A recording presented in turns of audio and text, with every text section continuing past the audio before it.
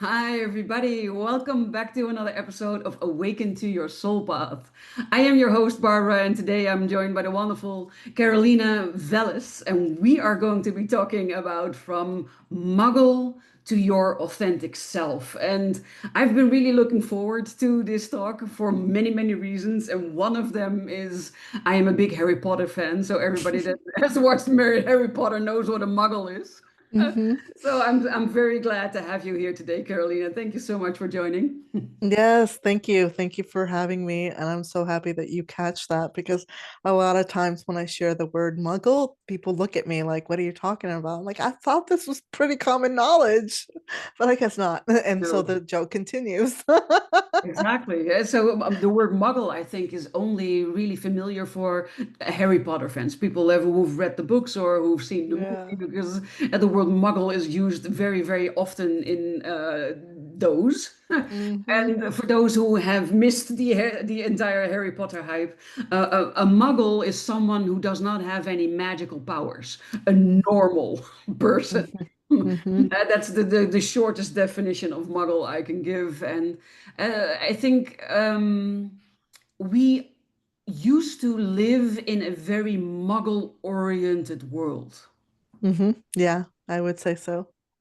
right? Or I would say actually that our origins were very much oriented around a connection with what they probably didn't label as magic. It was just part of their living, Hmm. in their ritual practices and the understanding of the world. And then over time, that's become more taboo.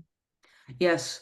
Yeah, that's also the whole witch hunt and the persecution, right? Yeah. It's just being able to work with herbs and working with nature, adhering to the lunar cycle, to the spring equinox, the fall equinox, using crystals, using your psychic abilities that are your natural gifts, and the things that should be just completely normal and Yeah. that were completely normal for a very long time. But I see this as a sort of like a wave movement in the world, where it's more common to be in touch with nature and to have all of these gifts and find this to be perfectly normal. And then on the high of it, so we go towards the other end, where we end up in the bottom curve of it, where it's voodoo and hoo-hoo and boo-boo and out there and strange and weird and condemned and oh God, no, don't do that, kind of. And Yeah. we go back and forth between the two. Like, well, everything in life, right? It's always an ebb and a flow, a day and a night, a moon and a sun. Yeah, yeah. Yeah, that's one of the things that I really loved. What I once I peeked into astrology and I learned like, oh, this is all cycles. Yes. This is just a cycle within a cycle within a cycle. And then of course my mind wants to find more meaning and wants to go and seek out like the truth. And of course, and once I explored my natal chart, I learned that there are parts within it that that's what it thrives on. That's what it wants to do. Meaning Mhm. that's part of me that I want to do because that makes me feel good. Yes. And that's the exploration of the mind and of the spirit and making meaning of it all. And that's why I pursued astrology. It was to go from that point Yeah. of like, I feel like there's something else going on here, and the average TV show is just not explaining it to me. No, no, you're absolutely right. And for the same reasons, I dove into human design and the gene keys that are partly based on astrology. So Mhm. I completely get it. And that is indeed not what is seen as common practice or normal. We now look at it as something weird, although times are changing and we're moving back towards our original origins and living in nature again. I'm very much looking forward to that. Uh, Yeah. Yeah, yeah, yeah. And what's fascinating is that desire to go back to something simpler. So back in the early 2018, was it? 27, 2018 is when Uranus moved into Taurus, right before COVID. And Taurus is all about like the home, something very solid, our foods, for example, our bodies, what we value. and the physicality of life. And what's fascinating is Uranus is the opposite of that. It's really functions more in this chaotic change maker type of role. So it breaks things down. It's not looking for fixity. And so Taurus does. Taurus does seek something more solid. And so what happened is that we revolutionized and rethought and awakened of like what our values are of where we work and where we Mm, work from.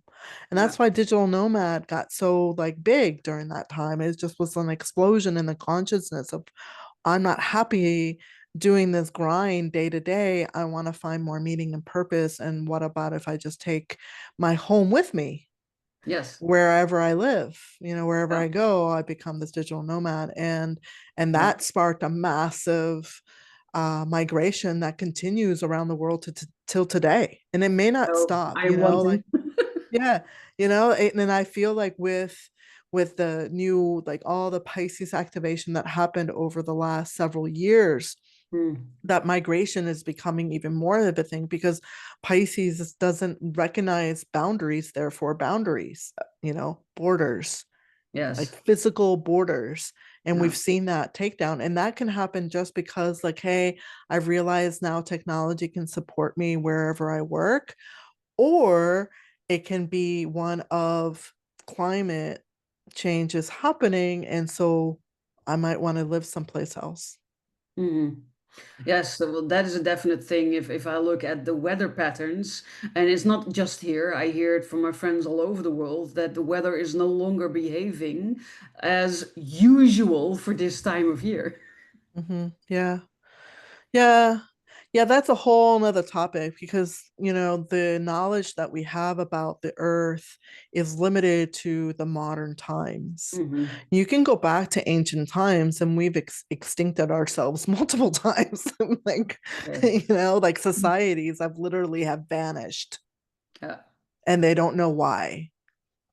I don't know No. why, you know, like in that. So that tells me that that could potentially happen again wherever we morph into something else. I don't know. But, you Mhm. know, people don't really know. Like, so they, and this is part of living an earthly life. We get focused on this earth, but earth is a rock that is floating in the space and spinning at many, many, many miles an hour, right? Amongst many other rocks. And somehow they don't collide, but guess what? Things do collide, and those are things called comets.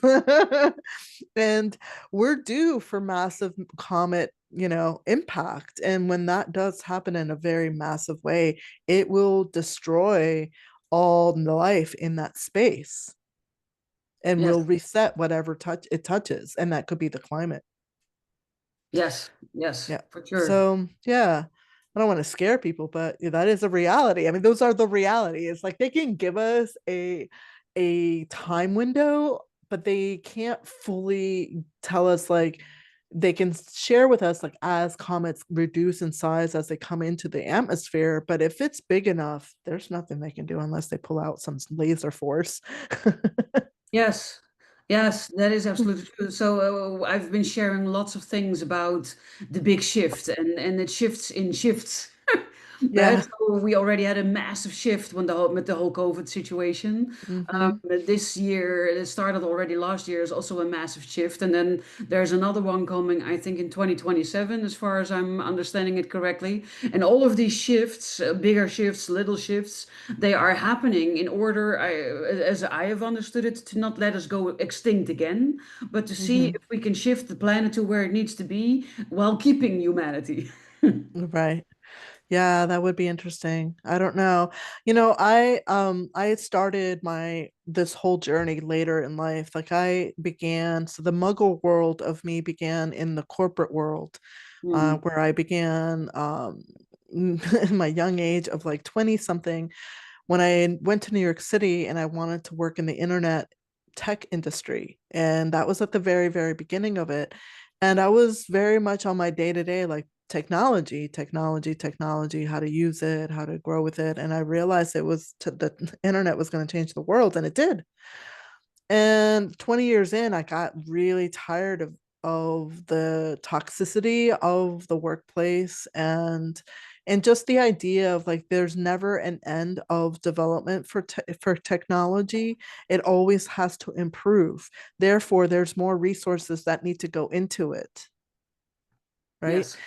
And so I kind of was like, I don't know if I want to support that. That silence kind of feels not good to me. And so I had a spiritual awakening, but I was also having a massive transit called Yeah. the Uranus opposition. And I was coming at a point where I had, and this is for those listening in, this is around like age early 40s. But guess what? Mid 30s to like early 50s, we all humans go through major astrological transits, and transits are just the planets interacting with your natal chart in such a way that it sparks chaos at times Yes, or for deep sure. deep change or transformation. It could be loss, it could be that you really mature and you like elevate and in your status and whatever, but whatever it is, it's changes. And many of us during these times can have an experience like I did where I was like, oh my god, I can't continue in this job. It's Yes. like the thing that we hear about a lot of like men, and like this was the thing back in the day, men quitting their jobs and be like, yeah, I'm gonna go and buy a Corvette and I'm Yes. gonna date Dye somebody my 30 hair. years. Right, exactly. I'm gonna dye my Exchange hair my and date. wife for a younger model. Exactly. That right there is the midlife transit gone woo woo. It's like, Yeah. whoa. Yeah. So yeah, I've had that journey, and I feel as though like this preparation that is happening is one that we either as souls have signed up for this journey or not. Whether you want to admit that or not, it doesn't really matter, but we're here now. And the now is a radical different society than 200 years ago, Yes. 100 years before that, right? Sure. So now we're playing with toys that are nuclear, Yes. and that can really destroy. And all these things are in the realm of future Aquarian, a Hmm. Uranus type of archetype energy that gets activated. And we're just stepping right in, like people don't see because they don't know the language that you and I study, is No. that there's these cycles are pushing us to evolve and evolve and evolve. To what end? I don't know yet. I don't know what that answer is, like Mhm. it's spiritually, I believe that we're here as souls to learn how to be human. and Well, it's and part of it, but when you study human design and the gene keys, you also learn that we have the highest frequency that is possible for our specific design activation. So that means that we have a mission here to use our natural given gifts, the ones that are activated in this lifetime for us specifically, and use them to better the world. And it Mhm. is up to you to figure out what that looks like. And in your profile, when you study human design and the gene keys, you can also see who you are meant to be serving, in what way you are meant to be serving, and with what talents you are meant to be serving that Mhm. specific group of people. And it's about translating everything. So I call it getting to know your user manual and the ins and outs Yeah. of your user manual, everything that makes you you. And there are many different pieces that can go into your user manual. And all of the things that I've done in my life have given me bits and pieces of my user manual, but nothing really became clear as discovering the human design and the gene keys. And that's a big part because it's based on astrology, but also the ancient wisdom of the I Ching, the Mhm. ancient wisdom of the Kabbalah, the ancient wisdom of the Ayurvedic system, the chakra system. But then Mhm. it is also combined with things like epigenetics and neuroscience. So it combines the ancient with the modern and the woo-woo with the science, which for me is, like an epic party. Where you learn really every aspect, every facet of yourself. And I don't know, I don't think astrology actually works with profile lines because that comes from the I Ching. But depending on what profile you have specifically, that tells you about the changes and the transit period that you yeah, from end 30s to 50s. Mhm. Yeah, yeah. I mean, there are so many layers of astrology and so many different techniques and so many different studies, right? And that's the part that a lot of people don't know about astrology. So astrology is a study, but it's one that comes from many schools of study.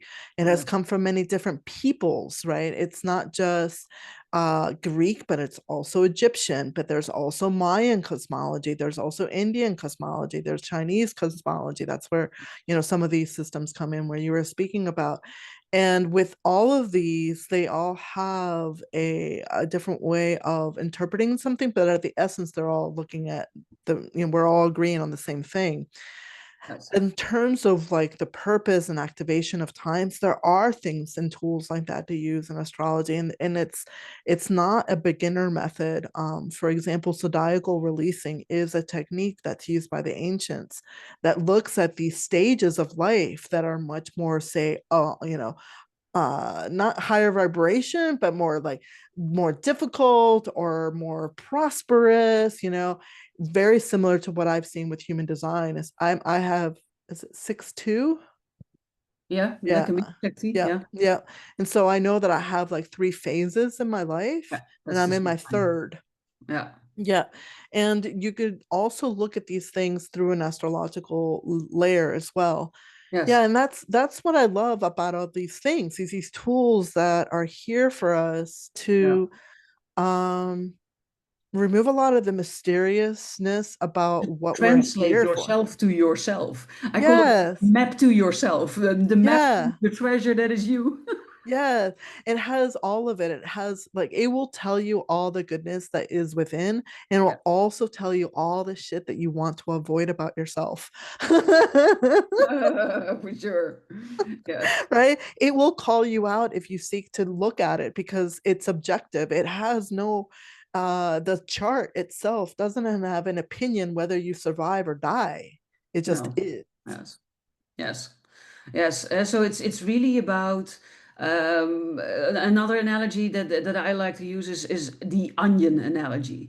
It's where you peel back all of these layers of yourself, where you start healing the hurts, you start healing the traumas, either out of this life or you also learn about traumas that can be stored in your genes, trauma that can be stored in your DNA, past life traumas, all of those things. So you're starting to peel back all of these things and starting to recognize, is this really mine or is it coming from someplace else? How can I release it? So to free up the core of who you are so that you can understand how you work, how your energy works, who you are to your deepest level, and then shine your light so bright that you can step into the world to serve it to the best of your Yeah. ability, which is the reason why you came here.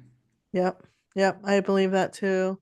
And that's how I try to approach it with individuals when I tell them. Like yesterday, I was sitting in this little pool party, and these younger individuals are like, "Oh, you're an astrologer?" I'm like, "Yeah." And they're like, "Oh, that's so cool."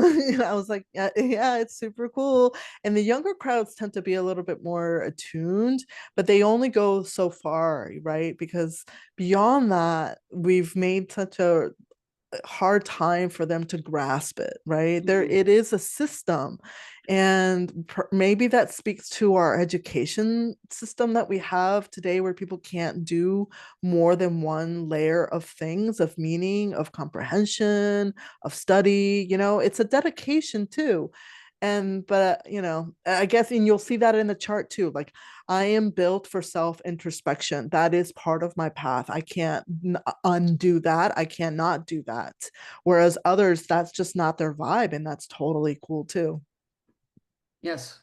Yes, I am a 6'3", so I get a lot of things of what you're saying. So the sixth line is indeed the three phases of life, and I think that comes really from the Chiron return and things like that that come from astrology. So roughly 0 to 30, 30 to 50, 50 and beyond. That's the rough the three phases of it, and then it's really about well, finding your magic, Mm-hmm. discovering your magic, discovering the thing that makes you unique. Mm-hmm. Because most of us, for as long as I can remember, we try to fit in. We Mm-hmm. try to dim our light. We try to be like everybody else for a variety of reasons. And that's the normal, in air quotes, thing to do. And it's what I was taught by my mom, for instance, and my mom was taught by my grandmother. And you're not meant to fit in. You are not meant to dim your light. You are not meant to be just like everybody else. You are meant to be an incredibly beautiful, unique creature with incredibly beautiful, unique experiences that you need to embrace wholeheartedly and enjoy as best as you can. Yeah, amen. Absolutely. Absolutely. Yeah, I that's one of the things that I really enjoyed when I started going through my birth chart was going in and like looking at aspects and looking at placements and like, oh, this is interesting and this is interesting. And that's one thing you learn really quickly is that every single chart is different. And Yes. therefore, every single human on this earth, there are very few people who have the exact same birth chart. Mhm. Very few. Yes. And that tells us that every moment in time is different. Therefore, like there's a different expression of the divine that is coming through for us to experience, for us to see.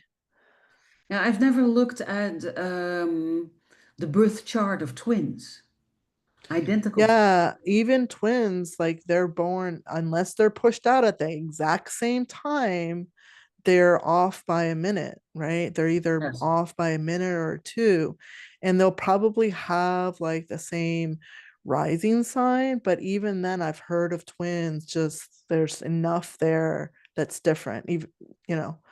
Um, Yes. and perhaps they're resonating. There are people who study that too.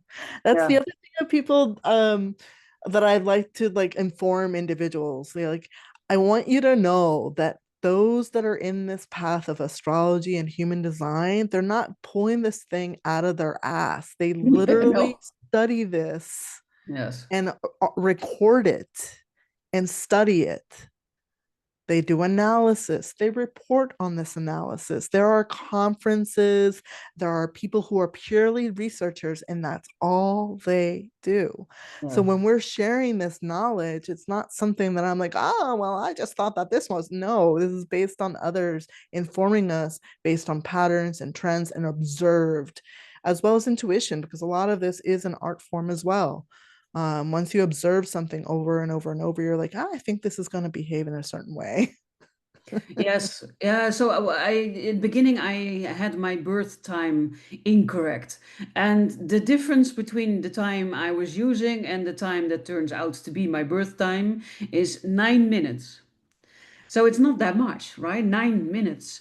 And Mhm, what I saw was that the bigger picture was the same, mhm, but the smaller details, the more you go towards the core of it, there tiny differences were. It's not necessarily that you, or sometimes I even had a completely different gate activated within the mhm, 9 minutes. So it's if you, the 9 minutes are around a planet change, mhm, then that can have a big impact. Or if it's around two planets going into each other's orbit or things like that, then a couple of minutes difference can already make a huge change, even though the higher level things then will probably be the same. mhm. The minute details will be very different. Interesting. Yeah. We sort of look at the opposite because the rising sun changes every 2 hours. And that's what determines all the houses. Mhm. But not much change. I mean, the only thing that moves that fast is the moon. The moon is the fastest one of them all. And so Yeah. that's what changes a lot for people when they don't know their birth time. That and the rising time, the rising sign. Yes, I never knew that before, but there are planets who change every day. There are planets who change every month. There are planets who change every 1.5 years, or complete a cycle. And also planets, there is one that moves really, really slow. Does it take 30 years to complete a cycle? Saturn takes about 30 years to go through the Right? zodiac. Yeah, and Pluto takes over 248 years. to go through the whole cycle. Yeah. And yeah, the outer planets are the ones that are the slowest, and those planets are really, for the most part, the society, it's like a society layer that gets added on to understanding, because it's so long of a transit in a sign that we're experiencing that energy for a while, right? And so, for example, right now, the most like prominent energy that we're experiencing is when Pluto moved into Aquarius. Yeah, if it only changes that every 240 years, then this is a, It changes every 20 years. Well, it changes signs more often than, say, 14 years. The whole cycle through the zodiac, not just a sign, the zodiac is over okay. 248. Yeah. Mm. Mhm. Yeah. And Pluto's transit in a sign is wobbly because its actual orbit is not perfect. And so it's elliptical and has some stations in one sign longer than others, meaning there are more people that will be born in one sign than, say, in another sign. And that also happens with Chiron. The majority of those that are on Earth have Chiron in Pisces or Chiron in Aries, because Chiron sits so long in those signs, Yeah. and then it will zip by the other ones, and then you have like a 50-year cycle. But I think those that have like shorter cycles probably have their 50-year return maybe earlier. I don't remember. But anyway, yeah, it's always interesting to see those. And when I have conversations with people, I can really pinpoint and help them see like astrology play out in their life by playing the timeline game of like, Yeah. well, how old are you? Oh, so you're probably close to this, or you recently passed blah blah blah. How was that for you? And they'll ponder like, oh yeah, that was interesting. Tell me more. What else is coming? I had to look it up, but I am my Chiron is in Taurus. Yeah, yeah. Mine's in Aries. So you'll be experiencing your Chiron return soon. Yes, Yeah. that is correct.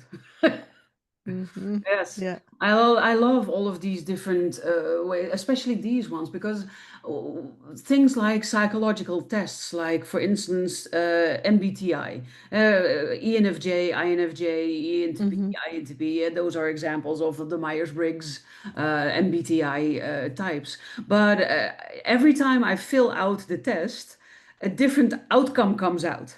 Yeah. And sometimes I'm an ENFJ and sometimes I'm an INFJ, but I also have been an ENTP or an INTP. And then I think, how? You're supposed to be one thing. So how can every time I take it, it can be different? And that's the thing that I love about astrology, about human design, about the gene keys. It never changes. No. It's like a snapshot, the exact moment you were born, and the exact moment you were born never changes. Yeah. Yeah. No, I agree. I don't pay much mind to those other systems because they're not in the astrological layer. And I know because over time I'm not the person I was when I was 15 years old or Mhm. 30.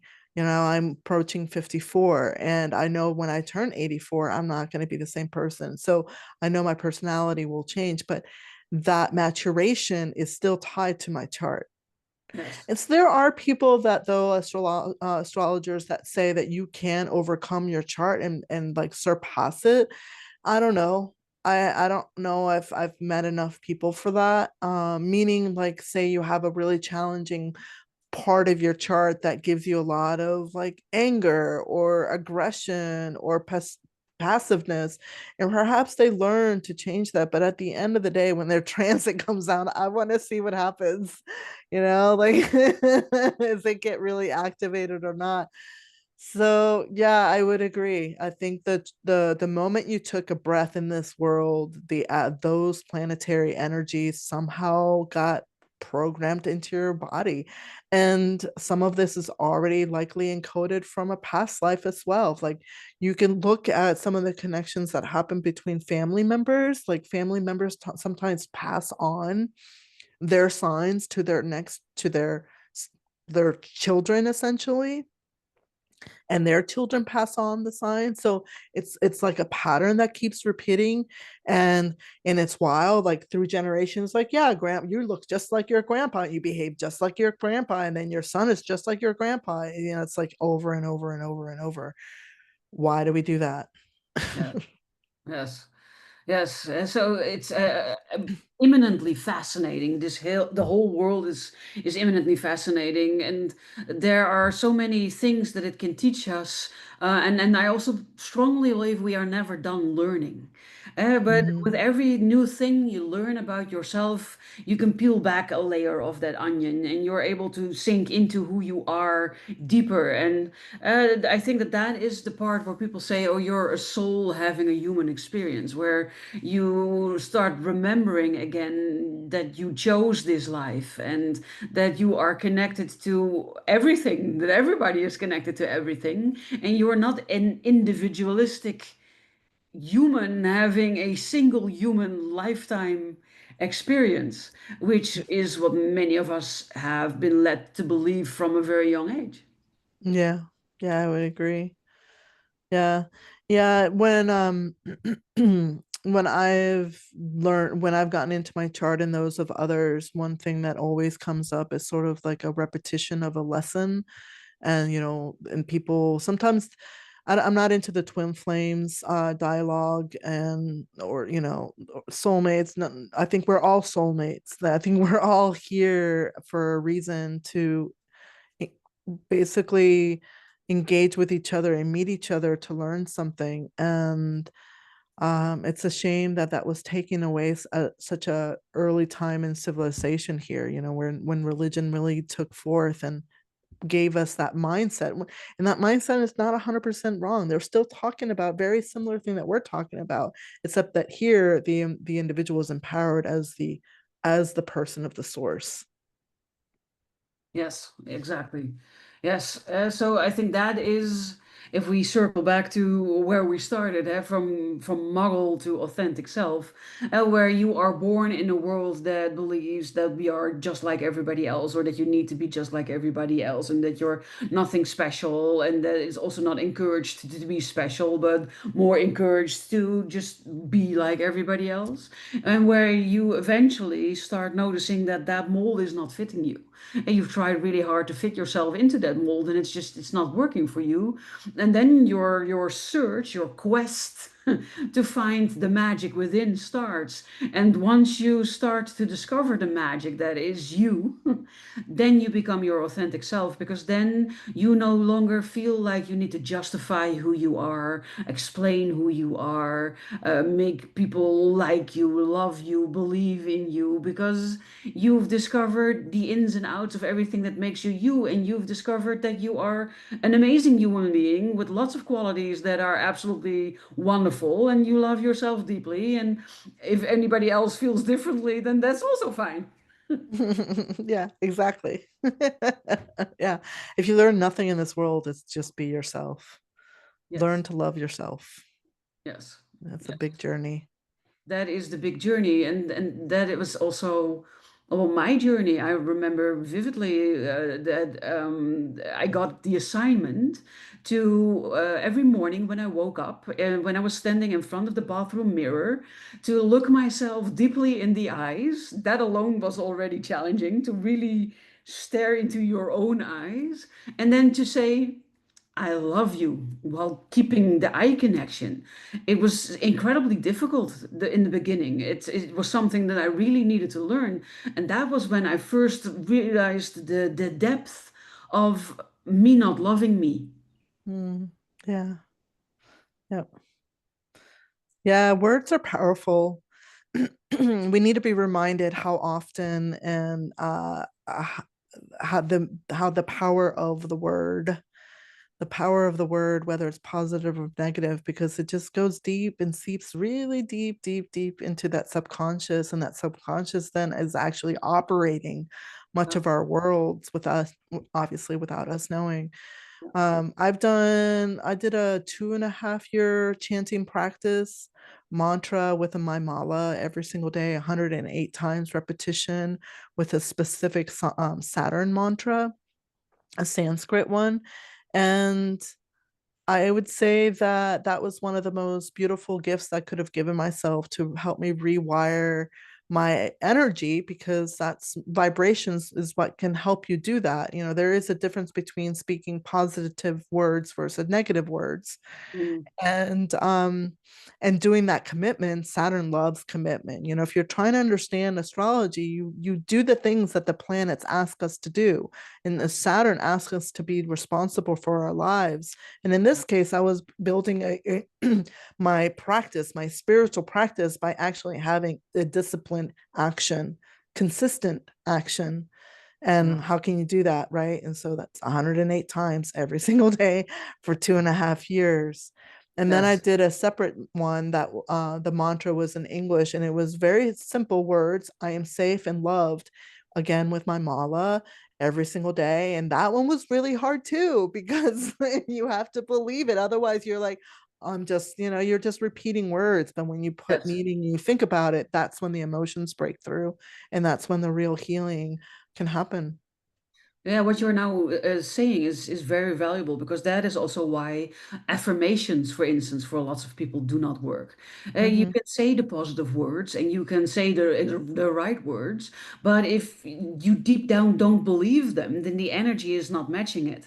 And so it's about energy, it's about vibration, and it's about frequency. So you need to, and that is what you mean with believe. It's not just believe with the mind, but it's believing with your full body frequency that the thing that you're chanting or affirming, that is true, that your body frequency, your body vibration matches the frequency and vibration of the words or the chants that you're using. Otherwise, there is no point. You can repeat, I can say, I have 5 million on the bank in my bank account. I have 5 million on my bank account. I have 5 million in my bank account. But if my subconsciousness thinks, good one, then Mm-hmm. it's not going to work. It's everything is connected.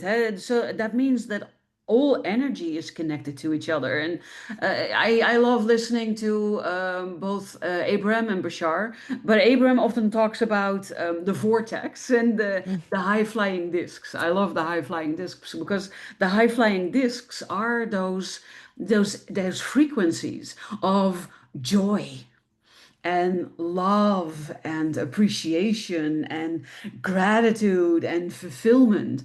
And they have a certain frequency that is very different from worry, doubt, anxiety, self-doubt, lack of self-love, all of those things.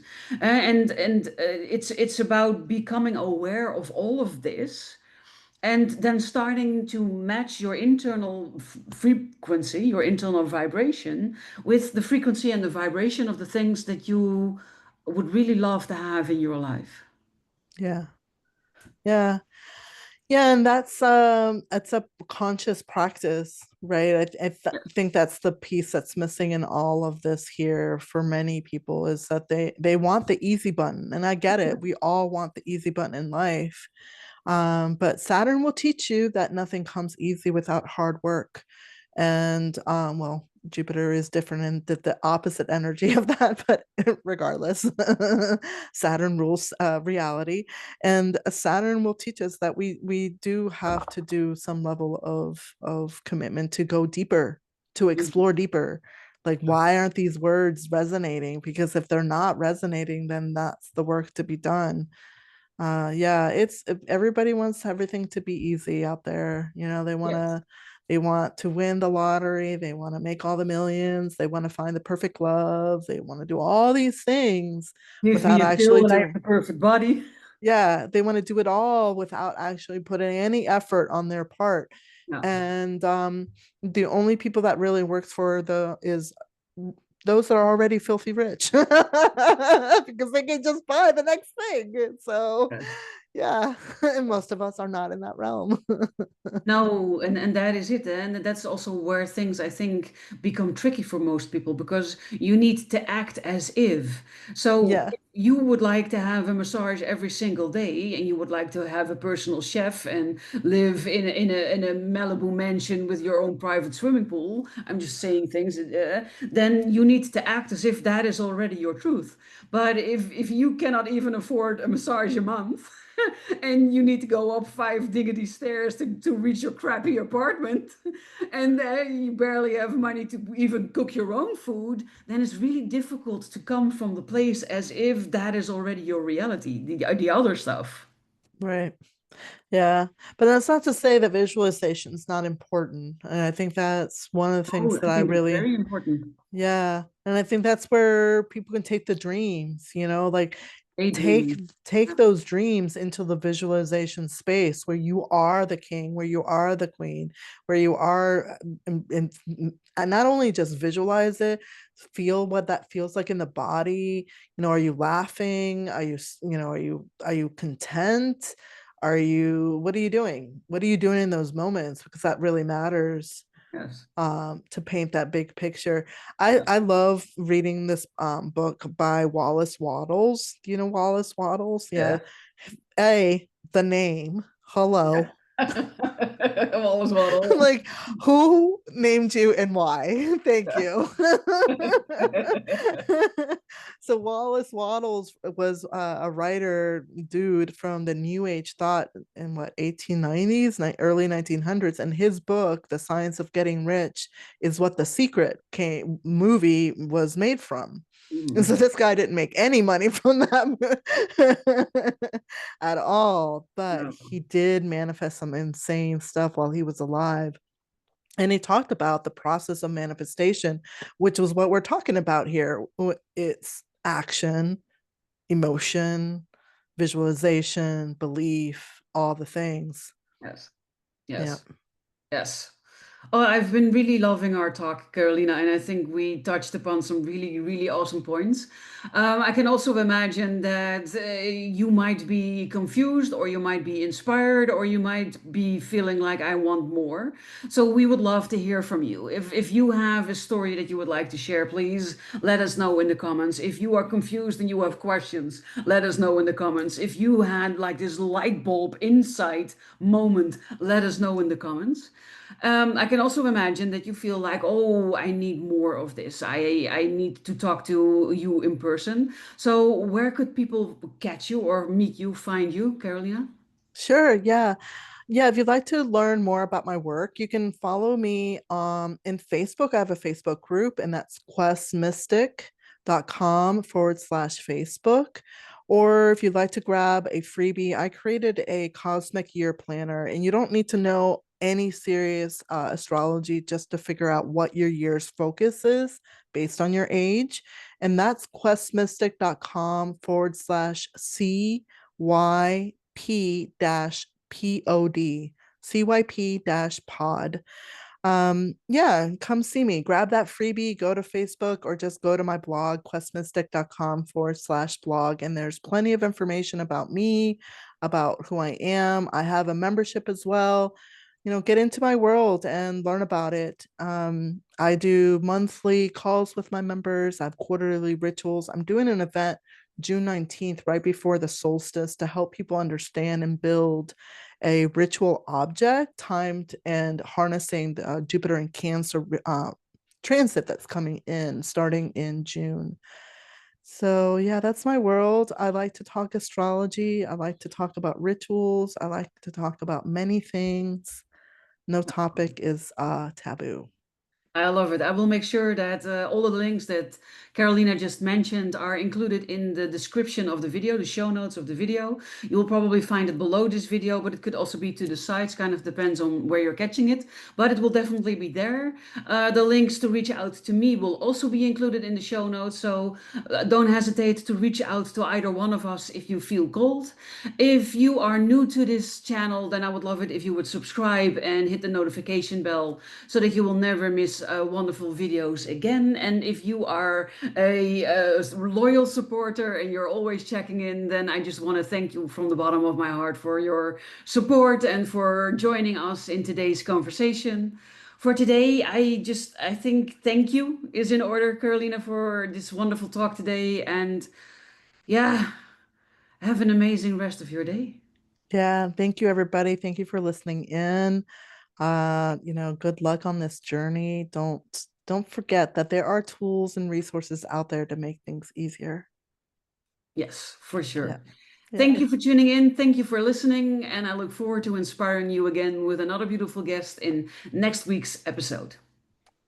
Thank you. Bye-bye. Bye.